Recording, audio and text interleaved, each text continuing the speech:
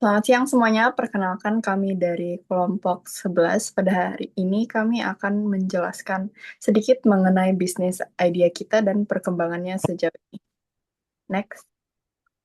Sebelum itu, perkenalkan anggota kelompok kami. Yang pertama ada Michelle Mei Gunawan, terus saya sendiri Nicola Eksancaku, kemudian Salsabila Putri Ahmad Sunandar, terus ada Esa Wahyu Oktavia, dan terakhir Syafira Azalia.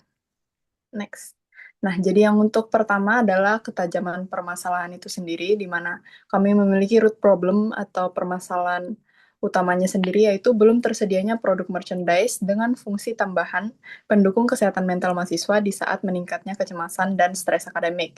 Nah, untuk gap analisisnya sendiri, yang seharusnya ada adalah mahasiswa dapat dengan mudah mengakses alat bantu pereda stres yang dapat diakses kapan saja, di mana saja, tanpa adanya prasangka atau penilaian buruk terhadap pengguna.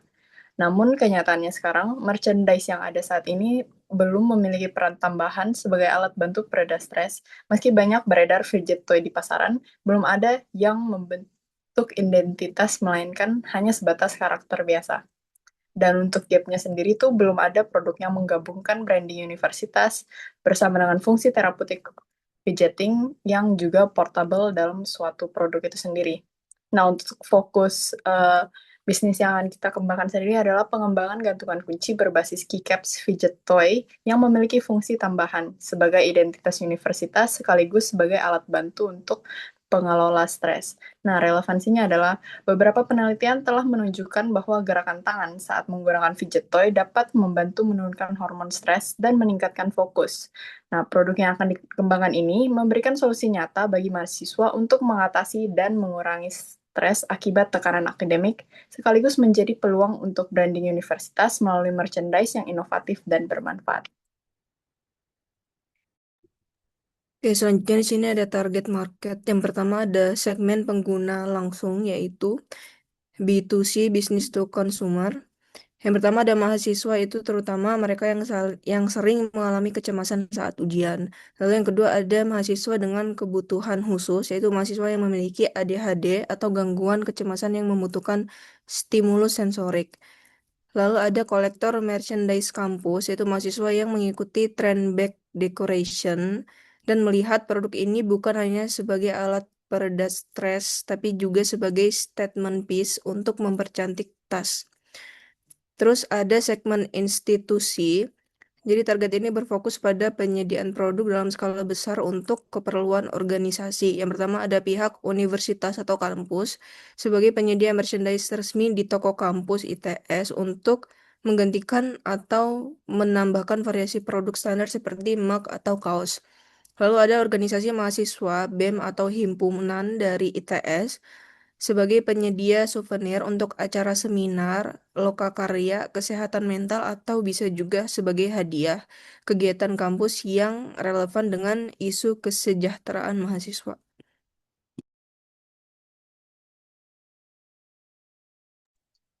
Nah, dari target yang udah kita paparin tadi, aku breakdown ini menjadi beberapa uh, tabel yang berisikan tentang kayak sasaran kita ini siapa sih sebenarnya dari produk-produk yang bakalan kita ciptakan nantinya.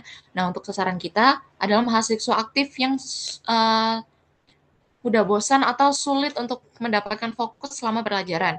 Nah, dengan apa yang kita buat nantinya diharapkan bahwa apa yang kita buat ini bisa membantu mahasiswa yang memiliki gangguan fokus, ADHD atau semacamnya bisa menjadi lebih fokus saat pelajaran. Lalu kita juga telah menganalisis kompetitor yang ada di pasar. Untuk websitenya sendiri aku pakai di Shopee, which is adalah salah satu marketplace terbesar yang ada saat ini. Untuk kompetitor-kompetitor yang ada untuk fidget toys ini sendiri udah banyak yang menjual, cuman dengan rentetan harga yang cukup tinggi, yaitu mulai dari harga 35.000 sampai 25.000. Di situ sudah aku highlight keychain-keychain yang sering kali dibeli oleh kita atau mahasiswa Gen Z. Dan di situ banyak sekali yang mengatakan bahwa keychain yang mereka beli ini cuman sebatas fungsi. No, sorry. Estetika, tapi nggak ada fungsinya. Jadi kita mau menambah nilai produk kita dengan menambahkan fungsi fidgeting tersebut. Lalu gap dalam pasar tadi, kita nggak mau produk kita ini cuma dikenal sebagai produk yang lucu, tapi produk yang berguna. Dan di situ terdapat gap yang cukup gede antara barang yang dicari estetikanya saja dan barang yang memiliki estetika dan fungsi. Nah, maka dari itu kita menciptakan produk yang memiliki keduanya. Lalu untuk simulasi sederhana atau anggaran dari profit yang bakalan kita buat nantinya, kita ambil pembuatan bersih 10.000 lah.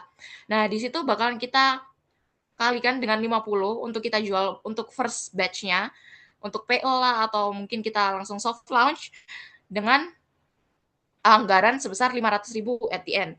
Lalu produk kita bakalan kita jual dengan harga 25.000, which is ada gap ataupun pendapatan bersih sebanyak 15.000.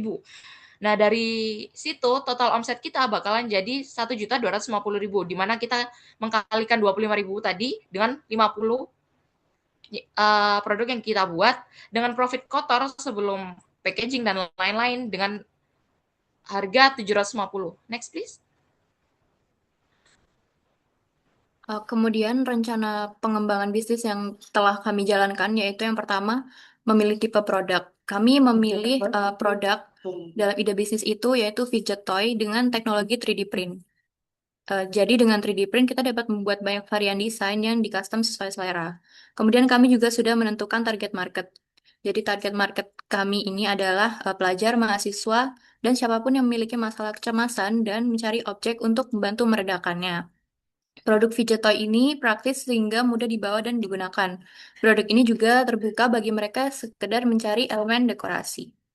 Kemudian kami sudah menentukan platform untuk pemasaran, yaitu yang pertama untuk cara offline kita bisa menawarkan kepada teman-teman dan orang terdekat kita di sekitar secara langsung. Kemudian yang kedua melalui media online yaitu media sosial dan marketplace. Kemudian untuk mapping kompetitor, kami mendata kemungkinan kompetitor yang menawarkan produk sejenis seperti yang dilakukan di slide sebelumnya yang sudah dijelaskan oleh rekan saya. Kemudian membuat skema budget produksi dan profit. Ini juga membuat tabel estimasi modal dan profit yang akan dihasilkan dari penjualan produk kami. Dan yang terakhir membuat skema produksi produk. Kami mapping rencana produksi mulai dari validasi pasar, desain, pembuatan prototipe, pemasaran, hingga launching produk. Next.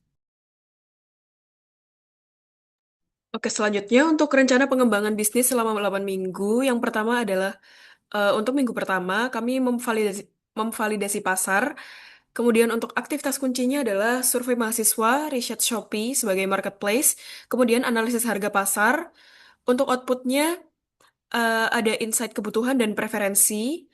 Kemudian dampak ke profitnya adalah mengurangi resiko produk tidak laku. Nah, kemudian untuk di minggu kedua, fokus utama kami adalah mendesain produk. Kemudian aktivitas kuncinya adalah membuat 2 sampai 3 konsep, lalu menentukan diferensiasi, yaitu fungsi dan estetika. Lalu untuk outputnya adalah desain terpilih. Selanjutnya, dampak ke profit adalah bisa dijual dengan value yang lebih tinggi. Lalu untuk minggu ketiga, fokus utamanya adalah membuat prototype untuk produksi sampel, uji fungsi, dan durability, kemudian untuk mengambil feedback. Lalu outputnya adalah desain final yang akan dijual, kemudian dampak ke profitnya adalah mengurangi komplain dan return. Selanjutnya di minggu keempat, fokus utama kami adalah untuk membranding eh, prototipe kami. Aktivitas kuncinya adalah menentukan nama produk, identitas visual, kemudian packaging sederhana. Nah, outputnya adalah brand identity dari produk kami. Dampak ke profitnya adalah meningkatkan perceived value. Lalu untuk yang minggu kelima, kami fokus utamanya adalah produksi awal. Kemudian aktivitas kuncinya adalah produksi 30 sampai 50 pieces. Kemudian hitung HPP dan harga jual. Outputnya adalah stok awal siap jual. Dampak ke profitnya adalah memulai generate profit. Lalu untuk minggu keenam, fokus utamanya adalah launching produk. Aktivitas kuncinya adalah upload di Shopee, Marketplace, konten TikTok, Instagram, dan foto produk untuk disebarluaskan. Kemudian outputnya adalah toko yang aktif dan traffic awal, lalu dampak ke profitnya adalah memulai penjualan. Selanjutnya di minggu ke-7, fokus utama kami adalah optimasi. Lalu aktivitas kuncinya adalah Shopee Ads, promo, analisis performa produk. Lalu outputnya adalah data produk terlaris. Dan dampak ke profitnya adalah meningkatkan conversion rate. Lalu di minggu ke-8, fokus utama kami adalah scale up. Dan aktivitas kuncinya adalah fokus ke bestseller, tambahan varian, lalu cari reseller untuk menjual kembali produk kami. Outputnya adalah produk berkembang dan dampak ke profitnya adalah profit lebih stabil dan meningkat. Next. Nah, manfaat nyata dari rencana bisnis kami adalah pada bagian validasi pasar dan desain produk, kami bisa menemukan dan mendefinisi blue ocean atau segmen pasar baru, kemudian dilanjut prototype dan branding, kami bisa mendapatkan inovasi produk dan mengenalkan brand equity. Lalu untuk produksi awal dan launching, kami bisa tes ombak peminat pasar. Lalu selanjutnya, optimasi dan scale up, kami bisa mendapatkan pengembangan bisnis. Next.